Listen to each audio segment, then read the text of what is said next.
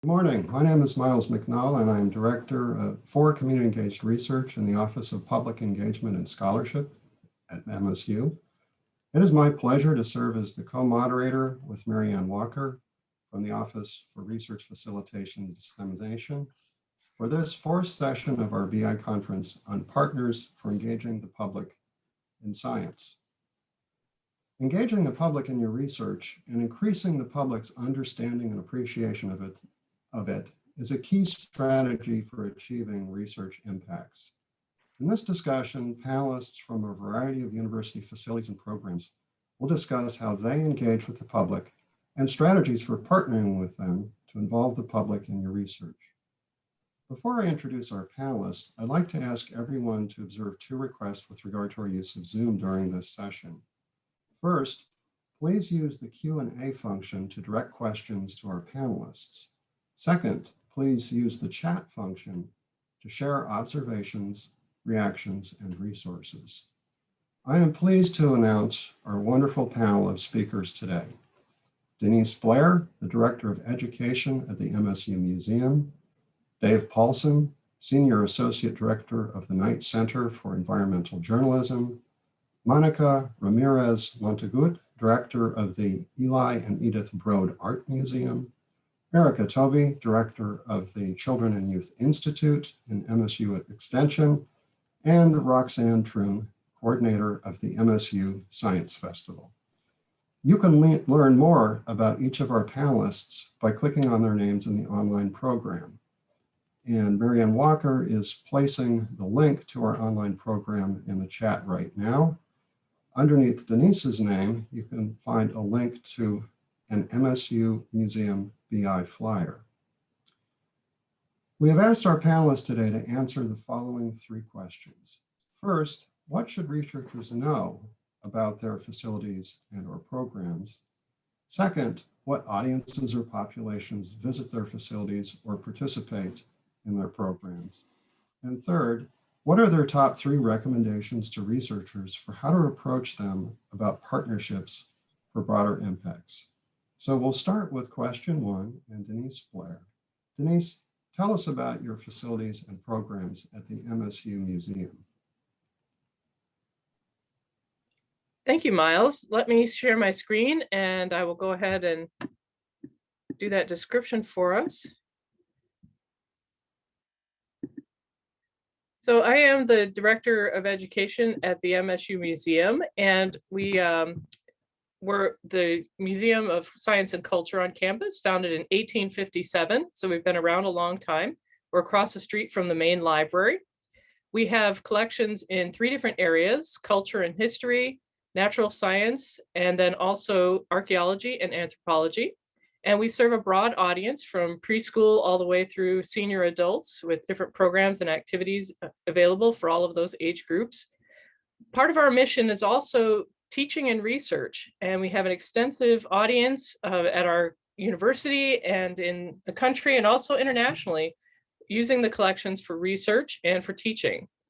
So we welcome people to come for class visits. We also do a lot with community programs and outreach. And one of our newest things that I'll be talking a little bit more about is our Science on a Sphere program, which was started in October of 2019. And so we're delighted to be part of that international network of over 160 sites across the globe using Science on a Sphere. So you can see we have 3 floors of exhibits. Some of the things are shown here. We're the only museum in the area that has the full-size dinosaur casts. So those are a draw for people. We also have wonderful exhibits in a number of different areas. And I don't know how many of you have visited, but you're always welcome in normal times. Right now, the museum is closed. We've been doing online shows and online virtual tours, though, for audiences. So if you are interested in that, even though the museum is closed to the public physically right now, we're still doing a lot of engagement online. So here's a picture of our Science on a Sphere. You can see it's a big globe. It's about 5 feet in diameter, suspended from the gallery ceiling. And it uses 4 projectors that show data sets and animations. And a lot of these come from NOAA that were developed by that group and then people around the world for the sphere. And Dave has developed some things with us, so he might even say something about it in his part. But we're always happy to talk about projects for the sphere. Like I said, it's a new technology, it's exciting, and it's really very engaging. So I'll say a little bit more about that when it gets to the programming part.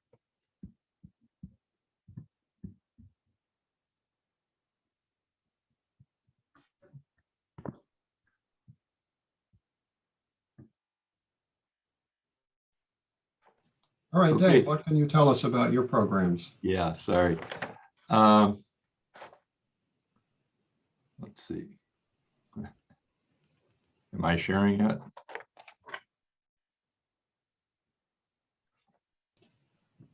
Looks good. Okay, so I'm kind of an odd duck here. I'm the Senior Associate Director of the Knight Center for Environmental Journalism here at the university. And so we work a lot with journalists and journalism students. The idea is we help them with this interface between science, scientists, and the public. Okay, so they help explain environmental science and policy better, but more generally science as a whole. And I wish I had some spectacular images to show you, but much of the work that we do occurs between the participants' left and right ears. It's a little hard to show. But here's an example of a project that we were involved in. This is something that we did with the Global Center for Food Systems Innovation here on campus. And basically, this is a news service that grew out of a podcast. We started out training PhD plant biologists in interviewing other scientists involved in food systems innovation work. And it became a fairly popular podcast. And then we began adding things to it. We've added video, we've added text, we've done a number of unusual things. And then from that grew, we captured a lot of the video that we used and used it for training. So that we do an awful lot of training of scientists directly. So the idea is that we've discovered that scientists value the tools of journalism, and you don't have to wait for a journalist to come along to interpret your story. You can interact directly with the public. So this project's been going on for about 6 years. We've done a significant amount of work with GCFSI, funded through USAID in Malawi. And from there, that has spun off into work in Peru, Rwanda, working with faculty members at universities there. And then we also do significant amount of work here in the United States as well. The idea is that part of this training begins to spin off communication assets that folks can use directly. Here's just another example, that just to show you that we can kind of adapt to the subject. This has been on Great Lakes Echo, has been going on for about a dozen years now. And again, this is a news service using audio, video, and text, explaining research and policy of the Great Lakes region as it relates to environment. And again, we've done this with direct support from our Knight Center, but also we've written grant proposals where we've used NOAA funds, EPA funds, and some others. And I guess I'll leave that to there, other than to mention that, yes, indeed, Denise's Science on the Sphere is a wonderful opportunity for us. We look at a lot of experimental forms, emerging forms of communication. And so my students have begun writing scripts to go with the data that are displayed on Science on a Sphere. So we're really, really interested in exploring some of these new emerging communication forms as well. And I am through. Thank you, Dave. Monica, what can you tell us about the Rhode Art Museum? A lot. So thank you for having me. It's a wonderful opportunity to be able to address you all. I did not bring an image of the building because I hope it doesn't escape anyone that the building is this very contemporary looking aluminum clad building on the border of campus. And so I run the MSU Broad Art Museum, and we have that incredible facility. And the 10th anniversary of its construction actually is going to take place a year from now in 2022. So you will hear a lot of the building then. And across the street, we also run a facility that's called the Art Lab, and we are utilizing that facility in collaboration with other units. And so we do have an exhibition space, but we want that exhibition space be in partnership with community grassroots groups. So for example, we have a partnership with Surplus, and we are going to be bringing an artist in residency that will work with some materials that Surplus will be either providing or letting us know, what are the materials that you could most likely recycle in your own home, and to have an artist there working on site showing us how that's possible. But in terms of the MSU Broad Art Museum, similar to the MSU Museum, we have the mission of research, teaching, and learning from objects and from our collections. We have an important collection from what was originally the Kresge collection, but now we call it the MSU Broad Art Museum collection. And we focus primarily, our priority since the Broad was built was working with contemporary artists. And the focus with my tenure that started in July last year will be focusing on social justice issues once a year, and to bring interdisciplinary communities as curator teams to help us move those exhibitions forward. So I will talk a little bit more about that when the programs section comes. But thank you for having me. Thank you, Monica. Erica?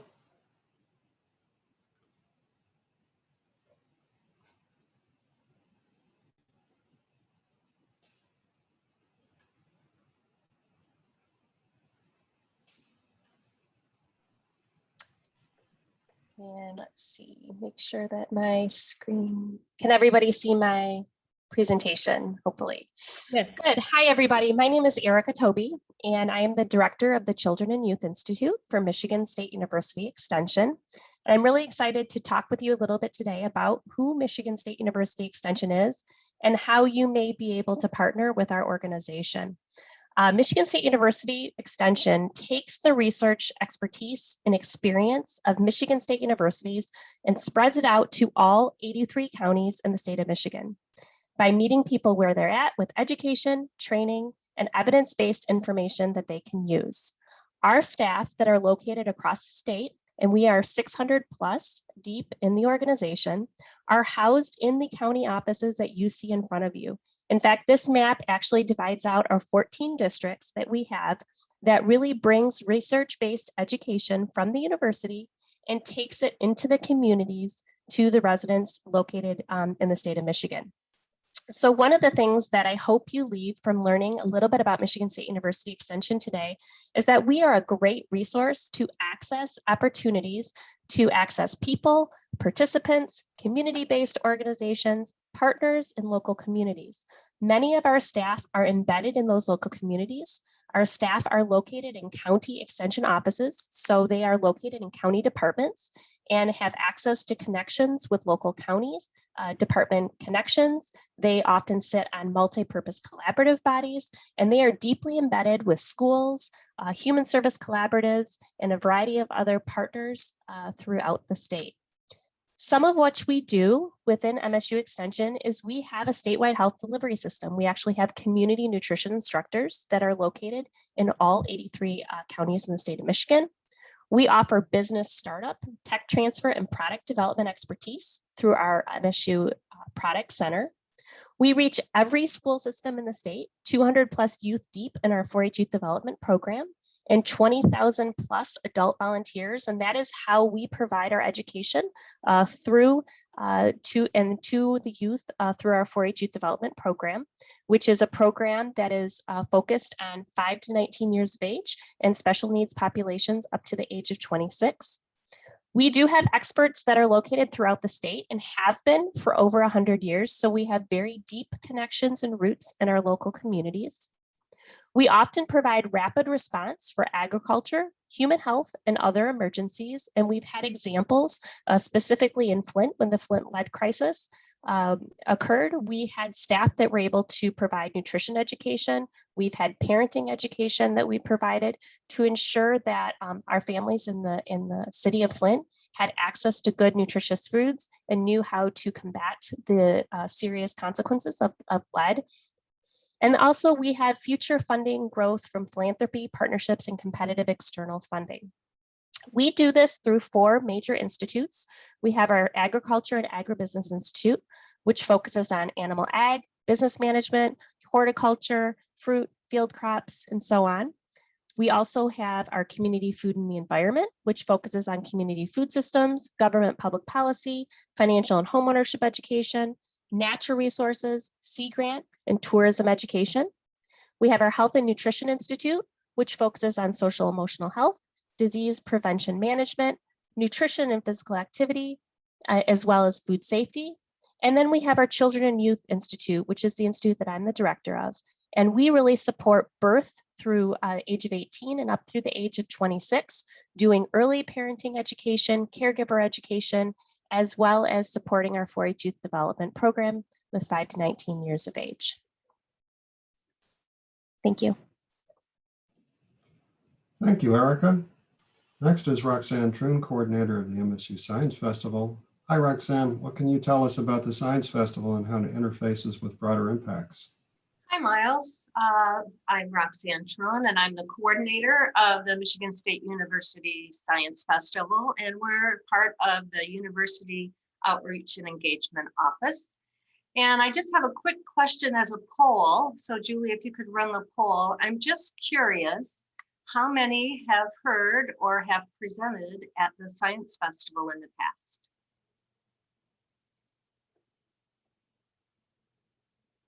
And I'll give you a few seconds to answer.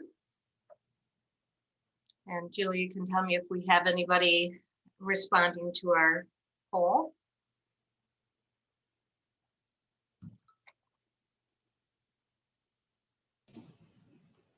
We have 84% voted, and it looks like that's where we're stalling out. Awesome. So it looks like awesome. Almost 70% have heard or presented at the festival before. So I still have some work to do. I have 31% that need to learn more. So this will be the 9th year of the Science Festival. So just like the Broad, next year is going to be a big event for us. We will have our 10th anniversary. We look a little different this year.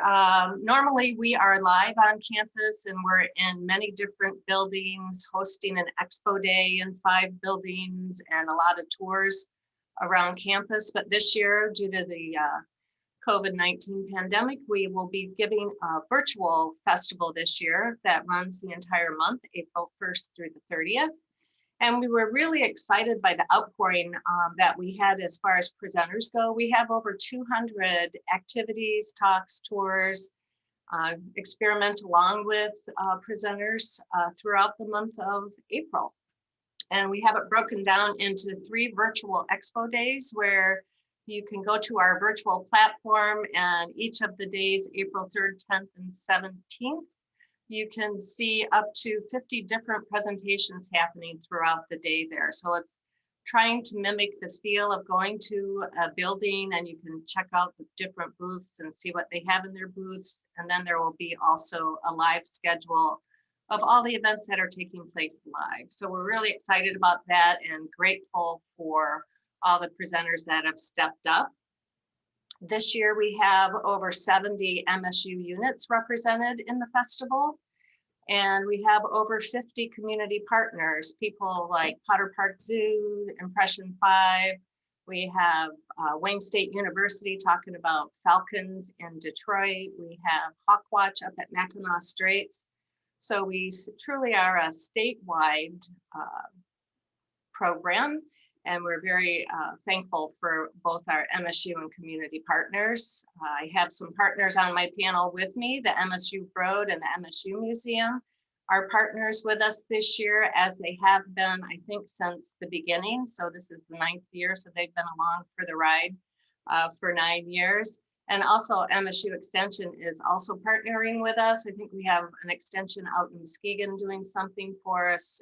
Generally, we have some Detroit folks and some extension folks right here in the Lansing area.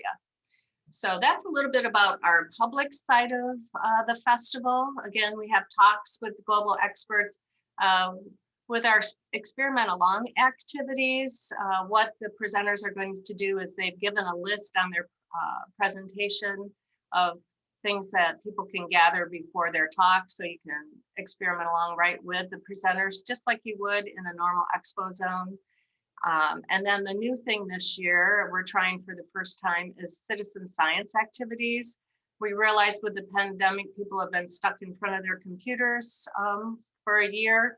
So we want them to get outside and explore nature and take part in our April 2021 BioBlitz. So we have an iNaturalist page on the iNaturalist app. So we're asking folks to go outside, take pictures of what they see in their environment and upload it to our site. So we'll see how many observations we can get for the month of April. In addition to our public festival, we also do K through 12 school programming. And again, in the past, it's been both bringing K through 12 students on campus to experience what MSU can bring to them. And then we've also gone into K through 12 schools. This year, everything again will be virtual. And it's more in the Ask a Scientist model, where a scientist would zoom into a classroom and either give a talk or a demonstration. And we've asked the teachers to prepare questions before the scientist gets to their classroom. So it'll be a two-way conversation. And we asked the scientists to tell the students their story, how they were interested in what they do, what their career path was, because it's not always a straight linear way that you go about your education. And it's helpful for students to hear if there's been roadblocks along the way. So we ask them to share their stories and then also tell them about career futures to get them excited to stay in STEM. And we're hoping for 2022 that we'll be able to come back on campus for a live festival and also provide some on-campus school programs as well. So that's just a bit about the MSU Science Festival. Thank you, Roxanne, and thanks to all of our panelists for sharing information about your programs and your facilities. And I think for all of our attendees today, you can see what a rich array of resources there are for engaging the public in science at MSU. And this is not an exhaustive list either, right? There are many others as well. So now I want to move to the question of audiences and populations, because one of the very first things that a researcher thinks about when they think about developing a broader impacts plan is, who do I want to engage with in my science? And so I'd like each of our panelists to talk about the audiences and publics and populations that interface with their programs and resources, and what tips they would offer to researchers in thinking about how to effectively engage those publics in their science. We'll start off with Denise again. Okay, thank you, Miles. That was really interesting to hear about everyone's work and so many exciting things happening on campus, and we're glad to be a part of it. We do serve the university community and visitors of all ages, including MSU and pre-K-12 schools. We're very interested in finding more ways to support the university community. So broader impacts is one way that we can do that. Many people use our resources, including our collections and our exhibition spaces. We have a lot of opportunities in the building to do things normally, but even now our staff members are finding ways to help people access what they need to virtually or in other ways. We provide opportunities for docents and other volunteers. I know several people on the panel mentioned the fact that people from the community get involved in what they're doing, and the same is true of the MSU Museum. There's a lot that we couldn't do if it weren't for our volunteers. And that includes our newest program called Learning to Look, that was developed with people with cognitive disabilities who come into the museum, and they do VTS or visual thinking strategies with visitors, and a lot of that includes science specimens. So we're really happy to have people involved in that program. We have a lot of people, as I said, coming in for virtual kinds of things. We can arrange things now. If you have questions, and I'm sure Miles will say more about this later, contacting us, you can always get in touch with me. I'm the museum's coordinator for broader impacts. But if you have other things that you're interested in too with your classes or things that you'd like to talk about, ideas for your programs, we're always happy to do that. We have a lot of different things like online shows that are happening. Every week there's a Science on a Sphere show. We have virtual talks related to our exhibits and a lot of other things that are happening. So another thing we do is our big annual events. We have things that we do related to science. One is Darwin Discovery Day, which just happened in February. Every year it's a celebration of Darwin and evolution and science. And we have campus partners who come from all over, and they have tables where they put out their specimens and engage the public in science. And this year we did it virtually, which was exciting, and it worked. So we're thinking about maybe in future years continuing to do that virtual format and allow people that opportunity to engage that way. Also, we have our Fossil Day and Dinosaur Dash 5K in October. And so that will happen again this year. And as Roxanne said, we do participate in Science Festival as well. So we're really excited about having that happen and glad to see that that's going on again this year, despite the challenges. So our museum staff members have worked with a broad range of departments and colleges and other units on campus. We have many partnerships ongoing, local, national, international, where people are using the collections, they're using our spaces to engage with people. And broader impacts can be a big part of that. We currently have 5 broader impacts projects that we're working on with people on campus. And it's been very interesting to see the range of things that people have proposed. We have, right now, we have people working on hands-on demos and instructional modules for public audiences. We have a couple of people working on Science on a Sphere data sets and programs, and even a VR simulation that uses some technology where they use the headsets, and then also combining that with Science on a Sphere and trying some different things.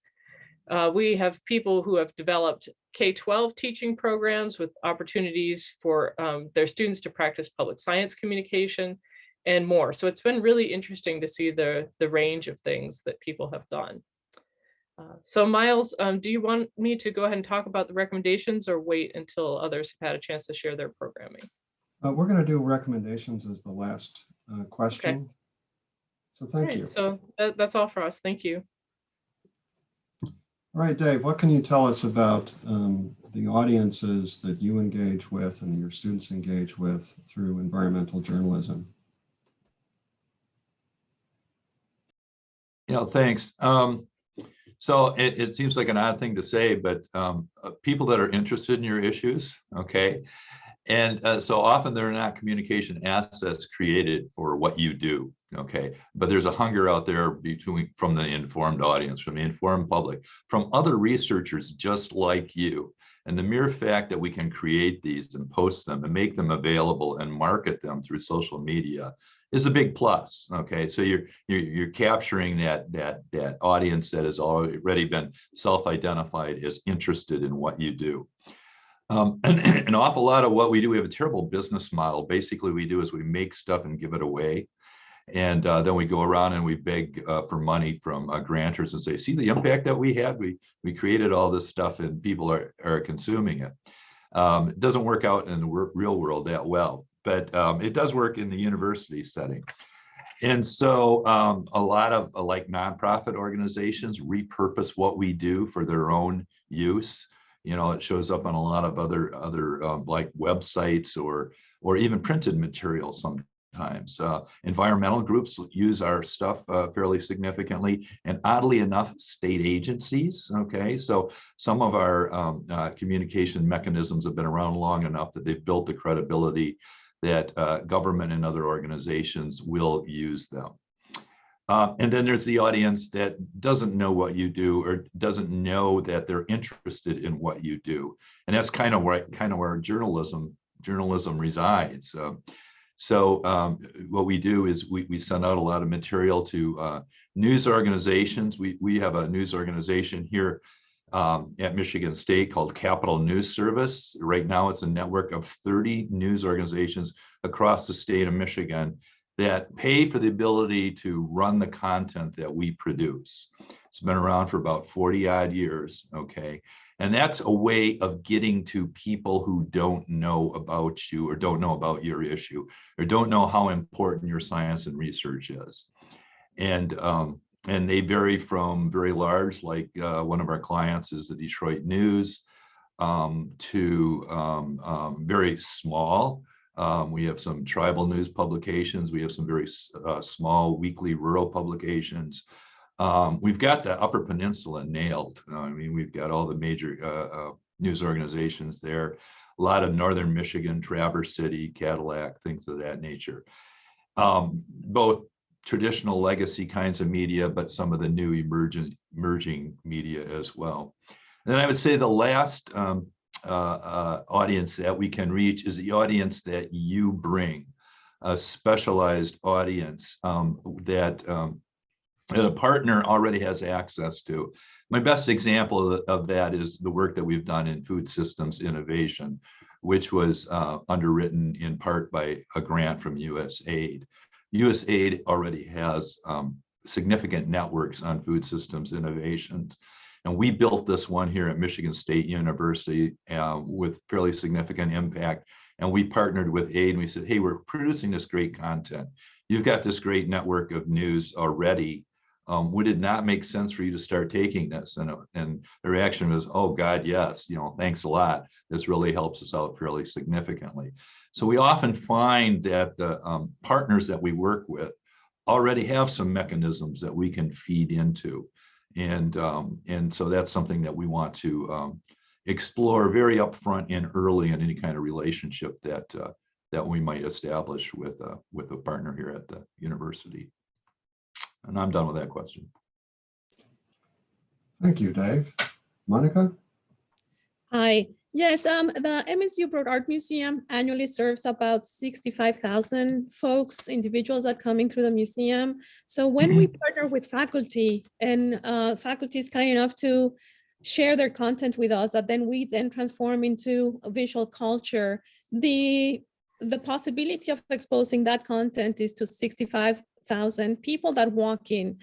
And I will talk a little bit about other ways that we distribute that content beyond the exhibition walls. But our audiences we have important programs for K to 12.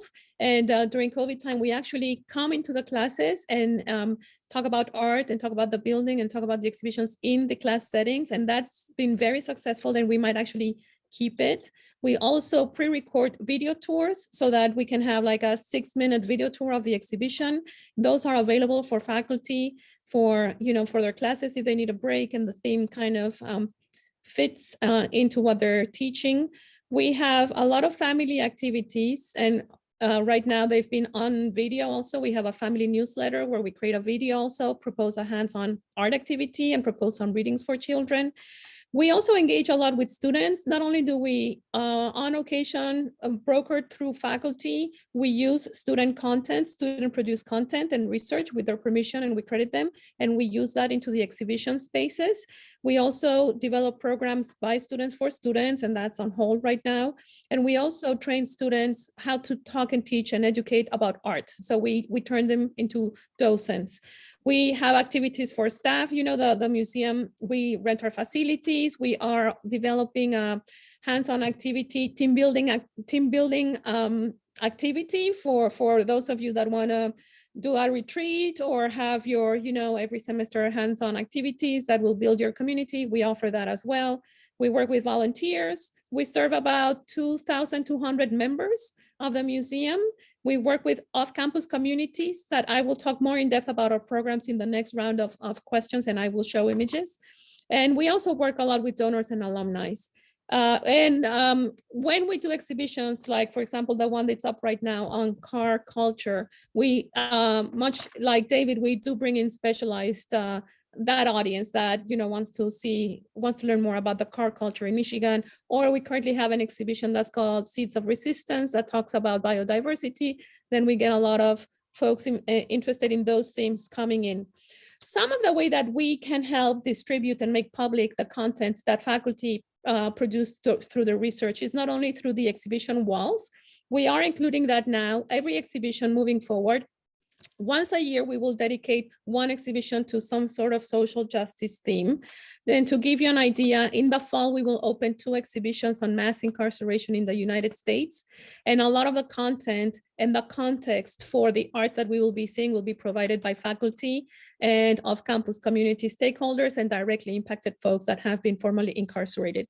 So a lot of the context, the timelines, the archives come from a lot of the research that you do and that are in partnership in many times with the off-campus communities. So we do the exhibitions, that's one outlet. We also produce free brochures with every exhibition where we also interview diverse stakeholders to add a layer of inclusion and diversity to the interpretation of what's on the museum. We try to be inclusive of families. We've not been keen on making sure that families feel welcome as they come in. So now we prepare scavenger hunts for all those families that come in so their children can be engaged while they're doing that. But the free brochures are important points of access that we can signal people to go and find more resources in your websites, on your pages, things like that. We do the video tours, but we also interview faculty members when there's an area of expertise that's of interest to us, like, for example, the Seeds exhibition on view right now. We interview Frank Tuleski from the Beale Gardens. We interviewed the herbarium director. So those videos where faculty talk about their expertise are on view just next to the artworks. We sometimes, when we can, we do scholarly publications when we have the funds. We get a lot of media reviews as well. We have partnership with WKAR to actually come and start recording some of the interdisciplinary meetings that we have amongst faculty to prepare exhibitions that will be coming up, like mass incarceration, and WKR is our partner in content. So they will, understand the process, but they will also pick up from some ideas from faculty to follow up with them and try to get some features done for WKAR. We provide videos also for the family channel of WKAR. So if we talk about your research or your artwork that sometimes, or your visual culture component, there's a possibility that there's a 1-minute video going into the family channel there as well. And the reach is in the hundreds of thousands. We have hands-on arts activities that may be inspired by a scholarly theme that you brought to our attention. And we also do studio visits with artists, but we can do a studio visit with you in your facilities. And again, video recorded and either make it part of the exhibition or put it out there in our social channels. And these interdisciplinary exhibitions that we will be developing further down the line. And I'll tell you more about what those themes are in the next section. There's a possibility of traveling those exhibitions. So giving a lot of context and providing a lot of point of access for diverse audiences, like the ones that I mentioned, is something that every museum is looking for. So if well done, these exhibitions actually have a huge potential of traveling to other university museums. So that's that other whole audience there as well. And so I will let you know, how all this comes together in the next session of questions, if I may. Thank you. Thank you, Monica. Erica, I'm going to ask you to tell us about the MSU Extension audiences, which I anticipate are all communities in Michigan. Yes, thank you, Miles. And actually, can you start the poll question, please? So Miles is exactly right. When I had shared the statewide map earlier, our reach is really all communities in the state of Michigan, as well as also having a larger presence as well. So wanted to pose this first poll question. In 2020, the College of Agricultural and Natural Resources website, of which MSU Extension is a significant part of, received how many total visits for the year? Is it 8.6 million, 12.7 million, or 16.5 million?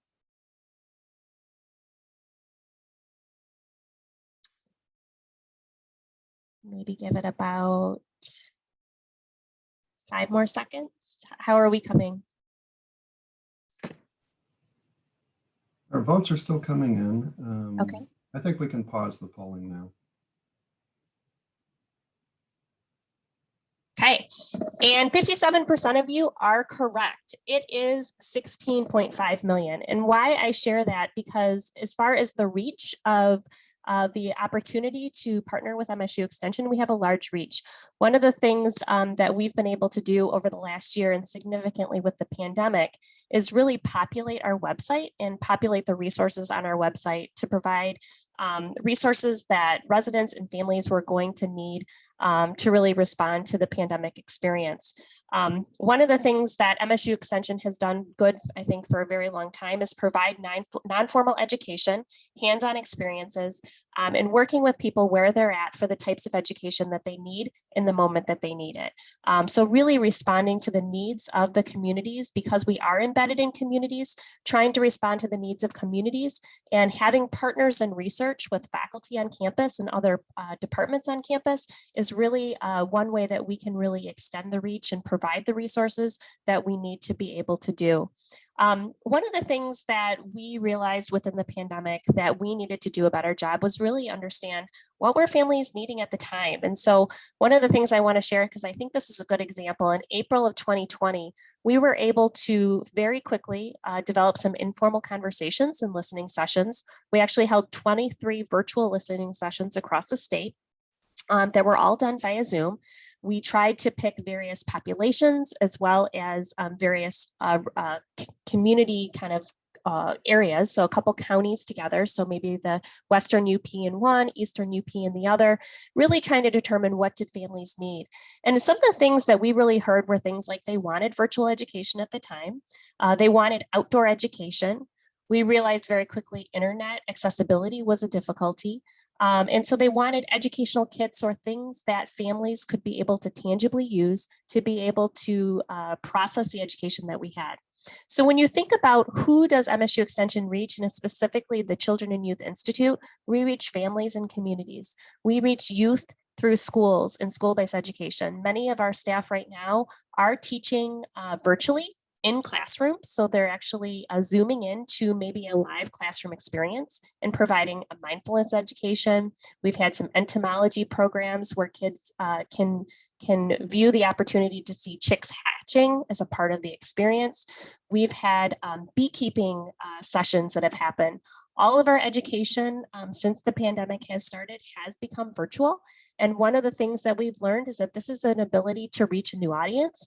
We are actually increasing some of our participation in increasing new participation with some of our families that maybe hadn't accessed Extension before, either because of the ability to get to campus and access resources or the ability of just not being aware. It's a new opportunity for us. The other thing that we've been able to do, I would say, over the last year is really extend the reach that we've had with some of the departments and faculty on campus as well.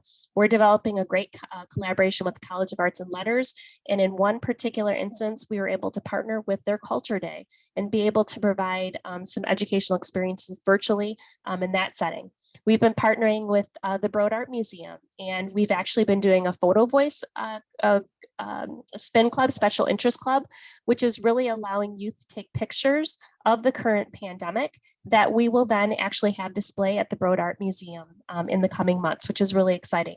It's allowed youth to be able to process the experience that they're going through and then be able to have that on display in the future. Another thing that we've done recently is working with Wharton Center and being able to work with their staff to be able to pair with our staff to provide theater-based education virtually. This has allowed youth from the UP, for instance, to be able to access campus resources, which is something that maybe they may not have been able to do unless it was a summer exploration days opportunity that we were able to provide in the summer. So our virtual education has really expanded the way that we've been able to reach participants. One other thing I want to mention is some of the work that our early childhood education and childcare providers have done. So they've been able to develop something called Extension Extras. So every day of the week, Monday, Tuesday, Wednesday, Thursday, Friday, they have been able, through our Michigan Stronger Families Facebook page, be able to post up a message related to either Mindful Mondays, mindfulness messages for parents, tips on Tuesdays, Wellness Wednesdays, and really trying to provide resources to help the resilience and of parents that are currently going through the pandemic. And so I think this kind of gives some of the experiences of some of the types of education that we've been able to do. Yesterday, we actually had a version of what we call our Capital Experience Program, where youth are able to engage in legislators. And we did a virtual legislative visit and reception where youth were able to bring issues forward to talk to their legislators about issues that they had in the community. And I was able to sit in on the education one, and they talked about current education issues, mental health in the schools, all very real issues that are going on in communities. So hopefully, as a part of what you're hearing from me, one way that you can work with MSU Extension is we have access to schools, we have access to partners in local communities, and we would be happy to make those local connections. Within my institute, I have a staff member that's located in every county in the state that can provide a resource into that local community and local partners to be that resource and that support. So thank you. Thank you so much, Erica. Roxanne? Yes, for the audiences for the Michigan State University Science Festival, we say we have something for everyone, from the early childhood kids all the way up to as old as you are. We offer many different things, many different ways to connect with the audiences. In a normal live situation, we reach around 20,000 people statewide when we have our statewide astronomy nights, and we have had an expo in Detroit as well as on campus. In our virtual setting, we're hoping to reach even more. It allows for people from the UP to see what we're doing here on campus. And I've been working with the alumni group to take advantage of our 250,000 alumni that are scattered around the world. Now that we're virtual, they can peek in and see what's happening in research at MSU. We also reach, as I mentioned before, our K-12 audiences. And we're working right now with the Michigan STEM Network, which is part of the Michigan Economic Plan, to work with Lansing school systems, giving every sixth grader in the Lansing school system a paper microscope called a Foldscope. So that's an innovative program we're starting this year, and we're working with one of the microbiologists on campus to help us facilitate taking these paper microscopes outside and letting kids take it home with them and really explore science out there. In regard to our public festival, we can help connect people. We are, as I mentioned, we are in almost every unit on campus. So we're always looking for ways to connect different units to each other and let their research take on a new vent. We're really excited about doing some art and science activities. And we have about 5 people who are using us currently for broader impacts, everything from teaching the watershed and clean water systems to how to be an Olympic athlete with different foot and how your foot hits the pavement type activities, to also develop my notes here. We have somebody developing a video game that teaches evolution. So we have a wide range of different things we can work with each researcher on. And then as far as other things that we work on is we're really big about science communication, how students on campus can also learn to communicate science. We started this year a program with both undergrad and graduate students funded by the iCubed office to offer workshops for a cohort of 20 students to learn how to communicate their science and their research, with the ultimate plan at the end that they will give a presentation at the Science Festival. So if you're in a research facility and want your students to experience how to communicate with the public, that the MSU Science Festival is a great way for them to interact with the public, and we're happy to work with you on that and develop their presentations so it is understandable by the public. And that's a big thing that we're very interested in, is taking the jargon away from researchers and students and putting it into layman's terms so the public can understand what is going on. In a live situation, we also take researchers out into cafe and pubs when that's allowed to talk about your research in a more fun setting to adult audiences. So that would be another avenue to explore. And we also did, when we had to convert last year from going from a live event to a virtual event, we developed a set of digital resources on our website. And we have links to our partners out there. I think at last count, we had over 800 different digital resources where people can come and look for things like citizen science opportunities. We link over to Extension's vast array of programs that they offer. So we have a loyal base of fans. So it's a way for us to help our audience out there learn about all the different types of activities that are going on virtually in this pandemic world. We also have a big social media reach. That we put out media about 3 times a week. I have a student that's involved with that. So she looks at what's happening globally and will put out posts to educate our audience as well as promote our MSU research that's happening. So if there's anything we can tag with our Facebook page, we also do that. And I think that's, we're basically a public service for the university to use us as a conduit to take what you do in your labs or your organizations and take it out to the public realm and the K through 12 audiences. Thank you, Roxanne. Next, I'd like to ask our panelists to talk about your recommendations for how researchers can go about approaching you for partnerships and what that process might look like. Back to you, Denise. Thank you, Miles.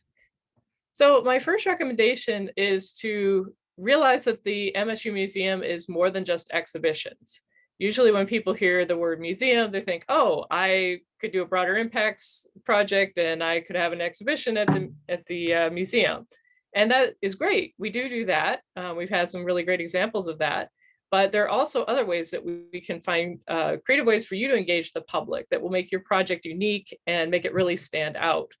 So like I said before in the program, we've done things where people have created modules that go with hands-on activities and things into community centers, into classrooms, ways that the public can see your research and to engage with it.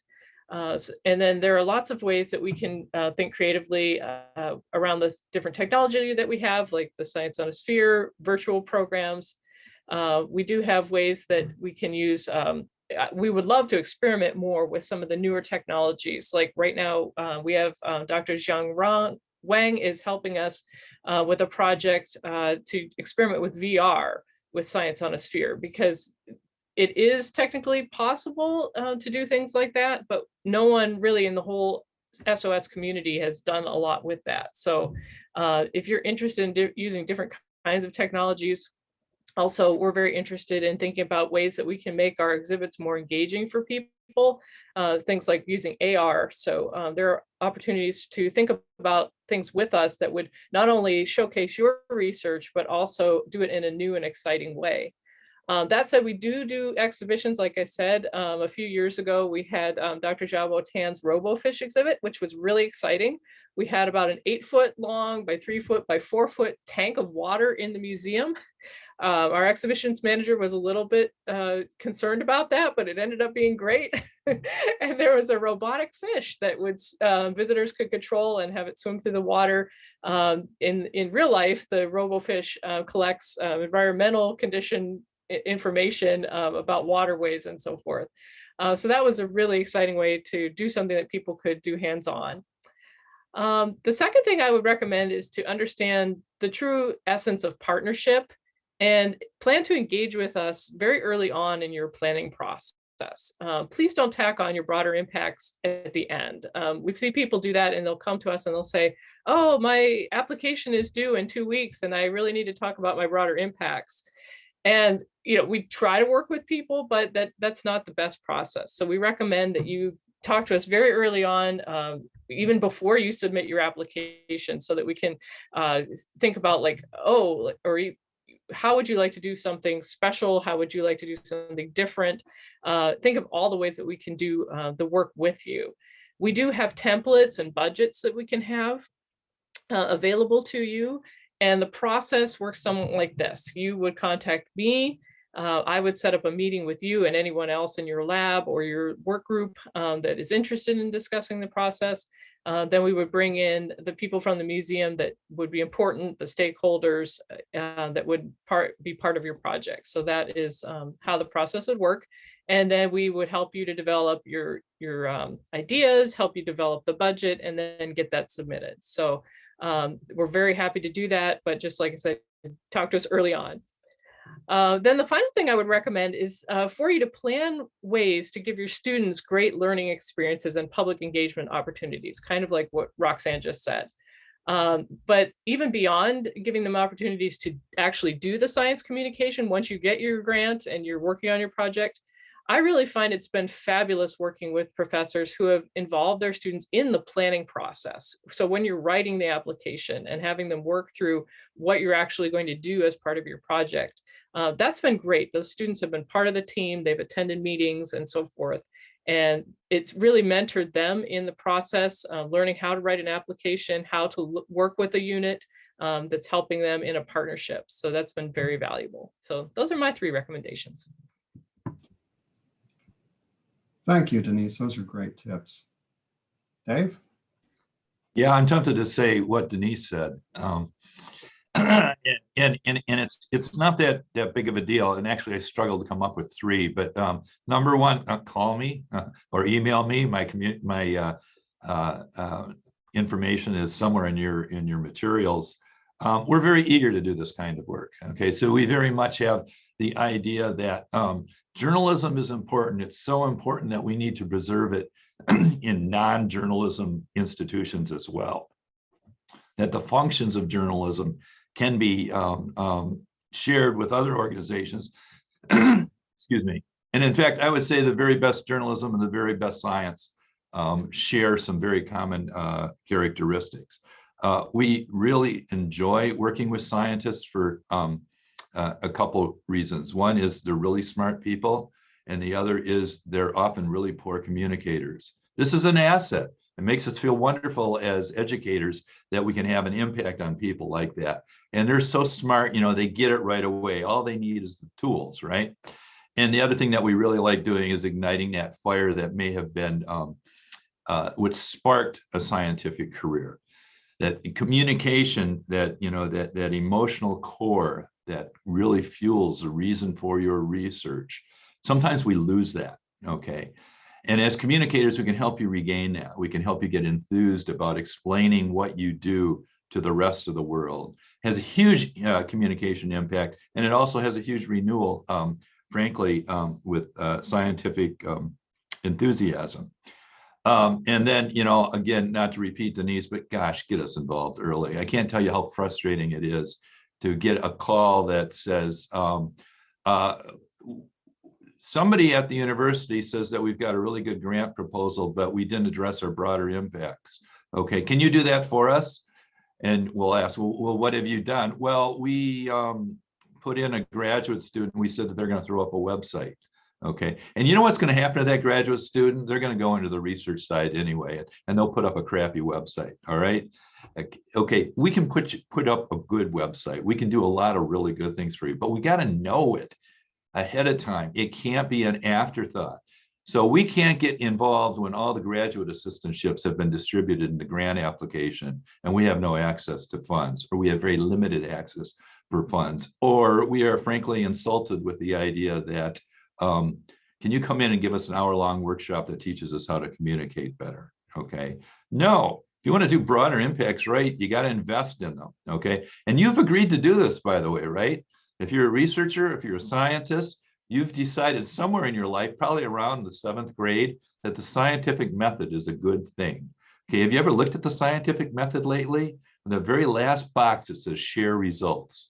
And when I talk to scientists about that, they say, I do share results. Look at the pages of journals that I have been published in. And that is good, and that is valued, and that is not enough. And what we are finding is that the scientists, the young scientists coming up, say exactly the same thing.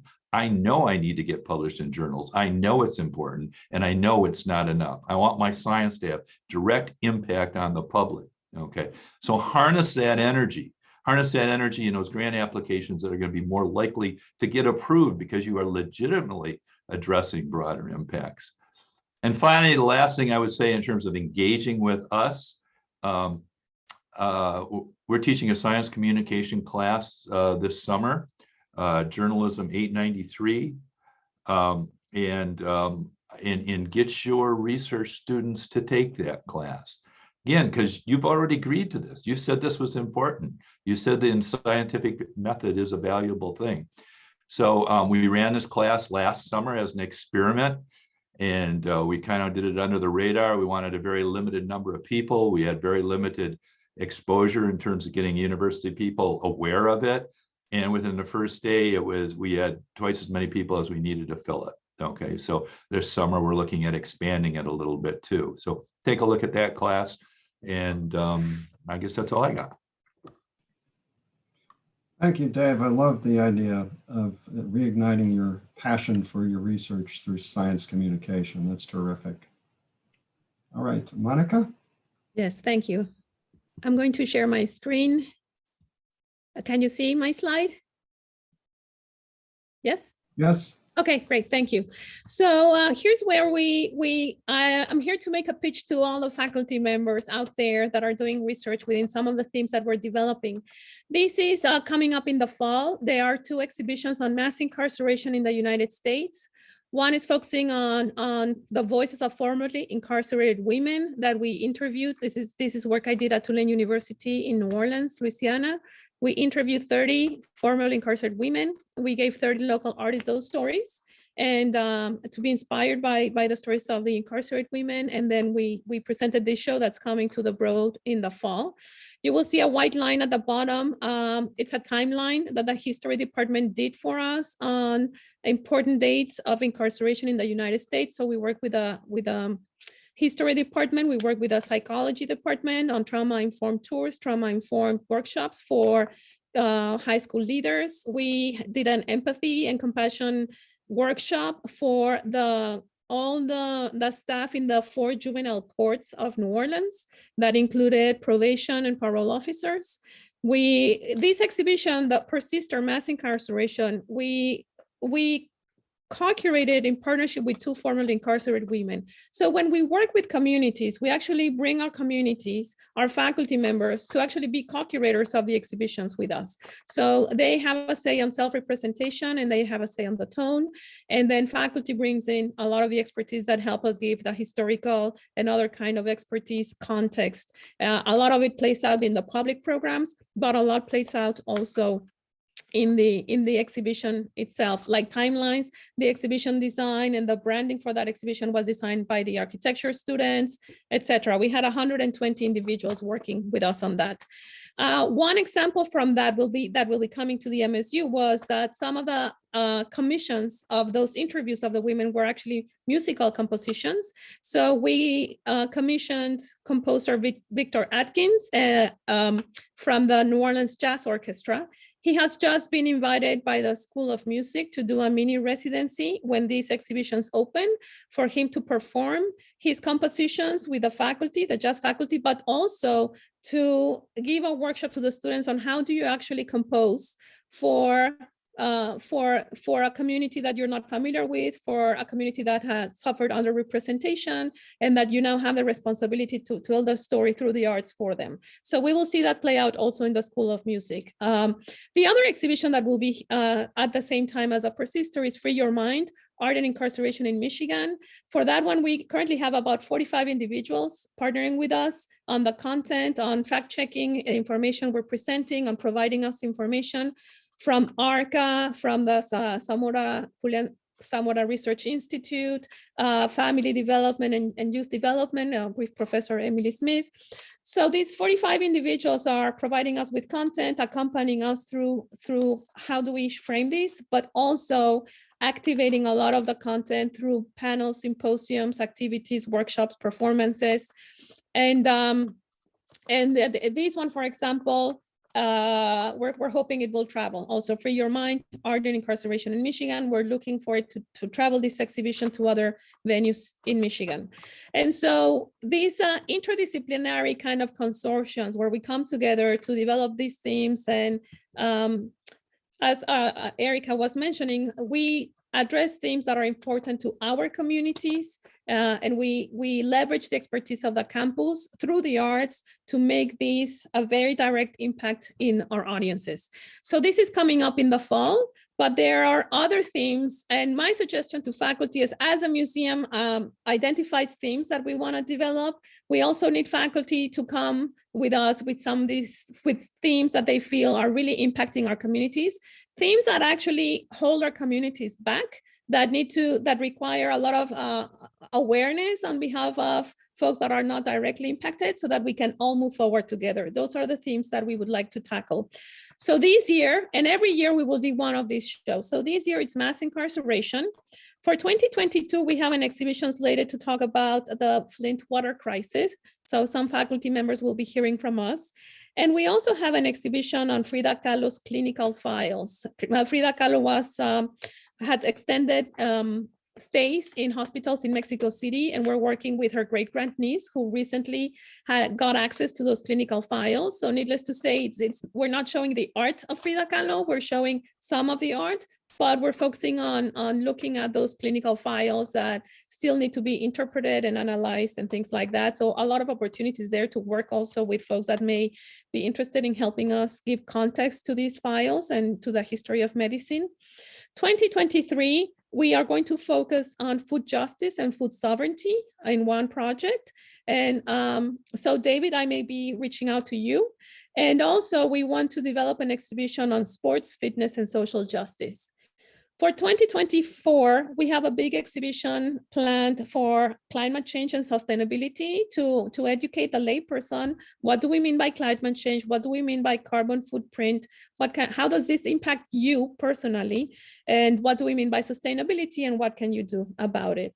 And then for 2025, our colleagues on the FRIB lab, the isotope lab, don't know it, but we are hoping we will be able to partner with them to explore a little bit on how they manipulate their material, their matter, the atom, because there are a lot of parallels between the methodologies that they submit, the materials in the lab, and the way that artists work in their own laboratories or their studios, submitting material to similar explosions, contractions, and the exploration of material, and how that creates innovation and sparks creativity. So that's kind of the way that we are going to be moving forward. If anyone has ideas, if any of these themes resonate to any of you, please do contact me. We also work with Katie Gerlich, who is my colleague that is specialized in faculty liaisons. And we're here to be inspired by you, and hopefully through the arts in the museum, inspire the visitors to the museum. And we do hope to bring up our attendance numbers. So I'm hoping to actually, once we're out of COVID and we have a little bit more time to build our audiences further with your help and your content, that we will reach 100,000 visitors per year. That's the goal. So your research can have that direct impact. So thank you. Thank you, Monica. I wanted to put a plug in for something that you're involved in this weekend, which is the science of grief, which I think is a very timely topic, given the fact that we're still in the midst of a global pandemic that's taken the lives of over 500,000 Americans. Do you want to say a brief word about that? Correct. Thank you so much. Yeah, we have so many events, but this is an important one. We were approached by the Science Gallery in Detroit. They developed a Science of Grief panel and discussion and event some time ago. It was very successful. And we realized there is a demand, that we are all going through some mental health struggles given the pandemic, some terrible losses, and that we will continue with this struggle further down the line. And there's a need for us to address that. So we put together with the Science Gallery a panel of 4 different scholars that know about death rituals in different regions of the globe. So we will have an artist and scholar from Aboriginal Australia. We will have a scholar from MSU Rocio that talks about ancient Peruvian death rituals and how they link that to a cycle of life. We will have another scholar talk about death rituals in Senegal, in women from Senegal.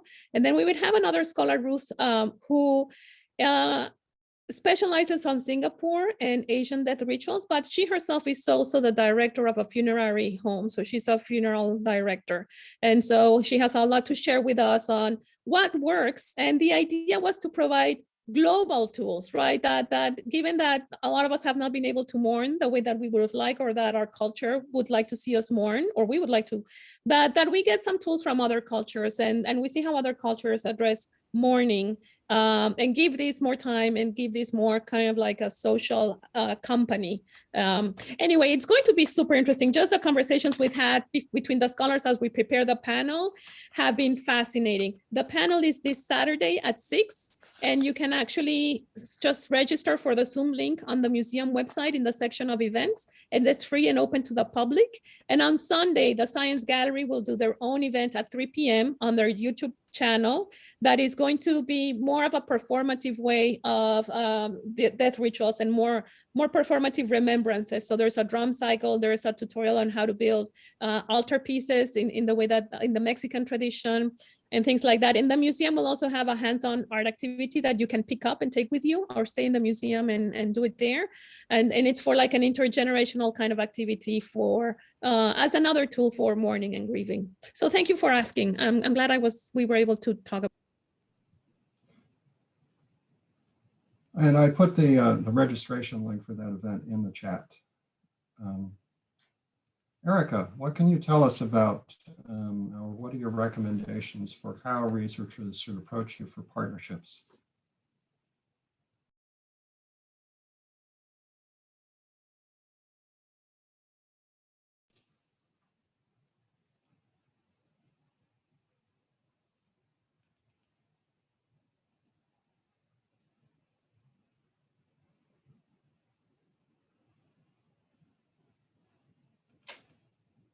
Sorry, it looked like I was still on mute. I apologize. Let me try to share my screen really quick here.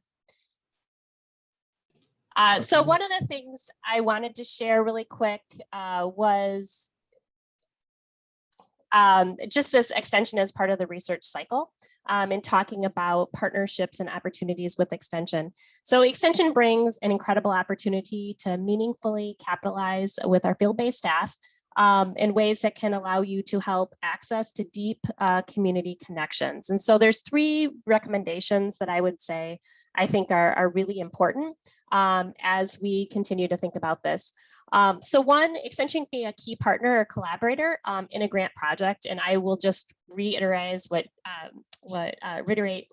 David and Denise said in talking about talking early with us is really helpful and key, because then we can really talk about how each partner can help, the role that might be the most comfortable for them, and the different ways that we might be able to be engaged with you in your local community engagement needs. We've done things in the past like identifying community information needs, helping to develop outreach and engagement plans, having connection to partners, either through peer recruitment efforts, or even helping to conduct some focus groups in communities. And again, we have those local access to partners that can be, and local access to people. We have local access to schools, to community networks, agencies, county departments. So truly that embedded nature allows us opportunity to help you populate your research and really get your research out into the community.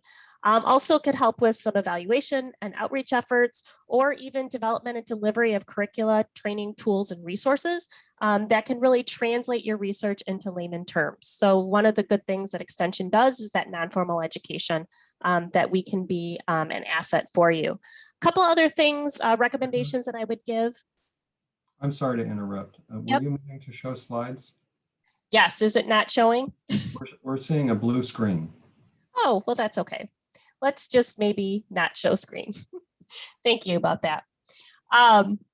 So a couple other things I just want to show is, or tell about is, opportunity to write Extension into grants. And that is something that we do have the ability to.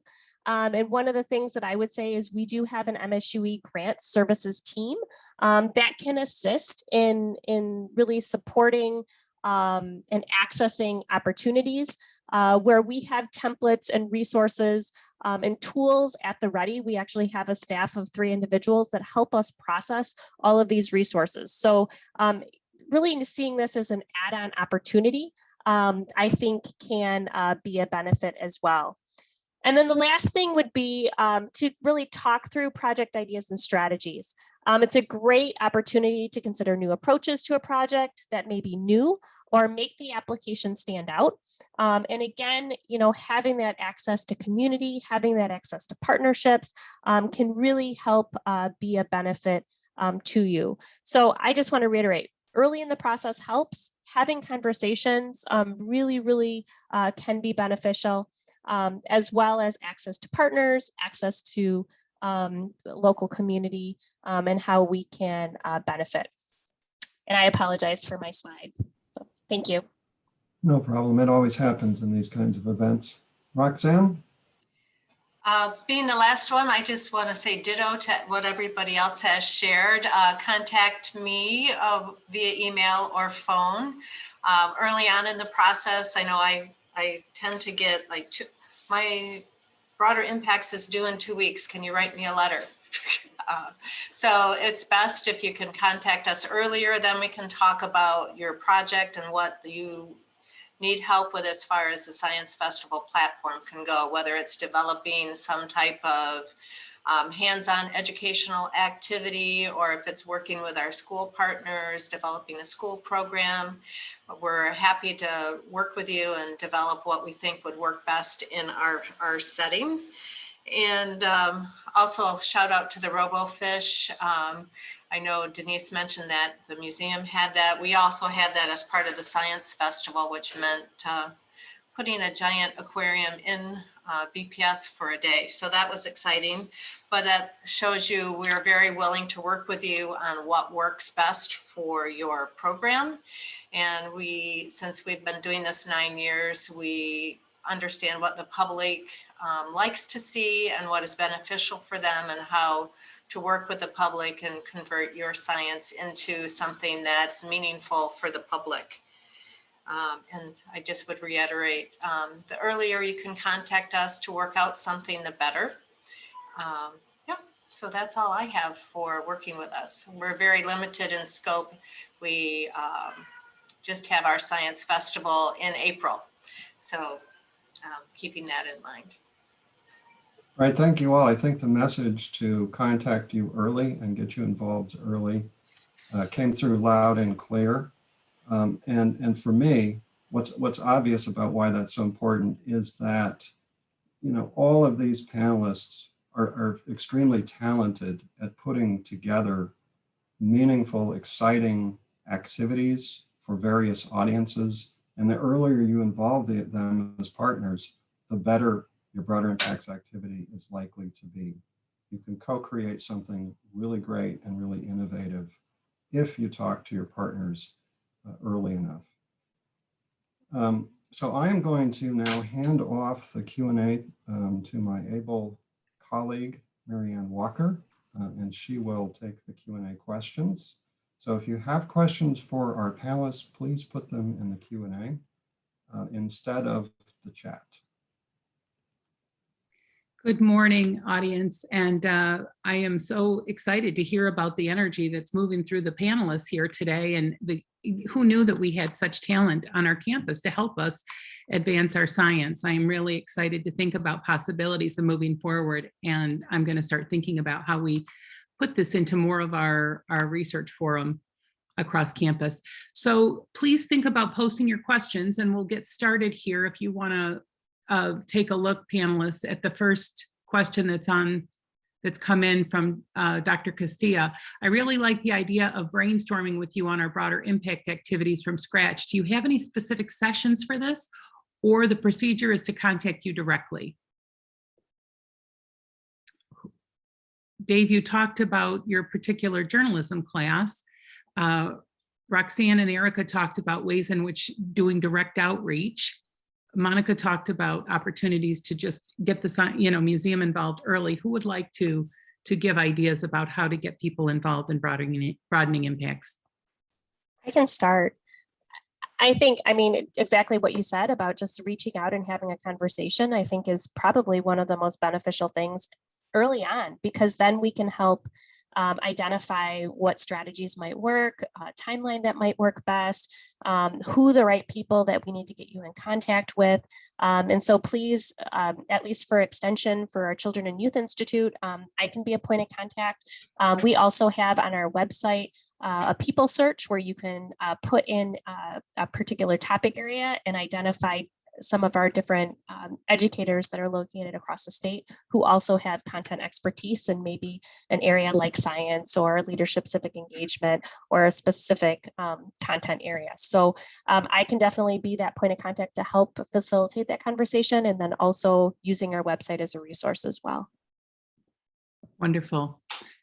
Denise, did you want to add on this?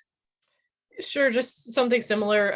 I would be the right person to contact, D. Blair at msu.edu, and we can start with brainstorming and then bring in the right people to help you develop your application and then submit.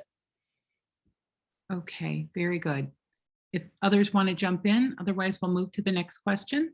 I just want to say that the museum, to develop these interdisciplinary exhibitions of social justice themes, we work about 4 years ahead of time of an exhibition.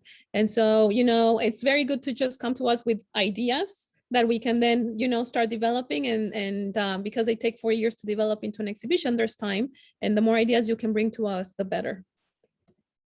Great insight. Thank you. Okay, our next question: how can we move from a general statement in our proposal, such as we will communicate our research results in local and national media, to more specific activities involving environmental journalism? Dave, that seems pointed to you. Yeah, that's a tricky one. That's something I think that would involve maybe some direct discussion to find out a little more about your project. But I will say that here's the question is, well, how are you going to do that? Okay.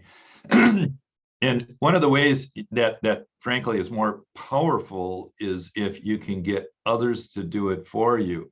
If you can train your faculty to be excellent resources and communicators on your issue, that is going to prompt the Washington Post to give you a call, and that you can speak coherently about what you're doing.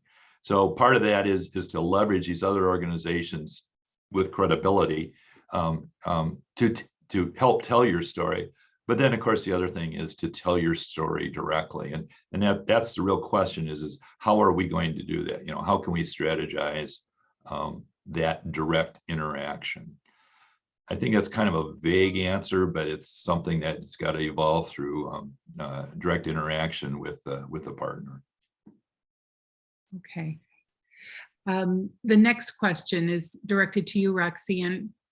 Aaron Reifler wants to know if you've worked with any elementary science Olympiad groups or other science robotic competitions. We, the State Science Olympiad office is right next to my office, and we had planned to do a joint event last year, and then everything was canceled due to COVID. So we're going to try again in 2022 to develop some type of meshing between the two groups.